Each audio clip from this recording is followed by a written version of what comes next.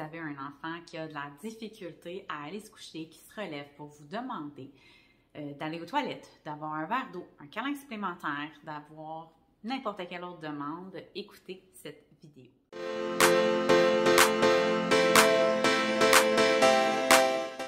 Je m'appelle Stéphanie Hull, je suis diplômée en travail social et en éducation spécialisée, maman de 2 enfants et propriétaire de Bulles et Pirouettes. J'accompagne quotidiennement les familles à travers les différents enjeux de la parentalité, surtout dans la tranche 0-7 ans. On le sait, les enfants qui ont la possibilité de se relever le soir avant d'aller dormir le font souvent, puis ça se transforme en soirée interminable pour les parents parce que les enfants ont beaucoup de demandes et on a de la difficulté comme parents à être capable d'établir une limite. C'est quoi la bonne solution? C'est quoi pas la bonne solution? Est-ce que je l'empêche de faire des demandes? Comment est-ce que je m'y prends? Est-ce que j'accepte toutes les demandes? Donc, ça devient un petit peu plus difficile de s'y repérer. J'ai envie de vous partager un petit truc aujourd'hui, en fait, une partie des trucs que je propose dans la formation sur le sommeil des enfants de 2 à 5 ans, qui est en fait le truc des pastilles. Les pastilles de demande, c'est la possibilité pour l'enfant, en fait, d'avoir un repère visuel sur le nombre de demandes qu'il peut avoir.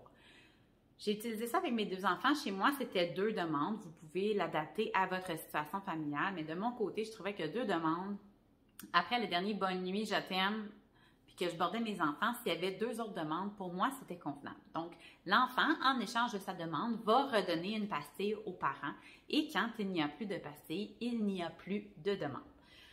C'est normal que les premières fois, ce soit peut-être un petit peu plus difficile pour l'enfant. Hein? Comme parent, il faut s'attendre à ce qu'il y ait peut-être une réaction. Évidemment, on va annoncer à l'enfant avant de le coucher le soir qu'il a 2 demandes de possible. On va s'assurer également d'avoir fait tout le tour avant de s'il a chaud, s'il a faim, s'il a soif, s'il a besoin d'un dernier câlin. Donc, on va être sûr d'avoir répondu à toutes ces demandes avant le dodo. Un coup qu'on lui dit « OK, c'est l'heure de se coucher, maintenant tu as 2 pastilles », on explique le concept pour le rassurer, pour l'amener à comprendre quelle est notre intention à nous comme parents derrière ça.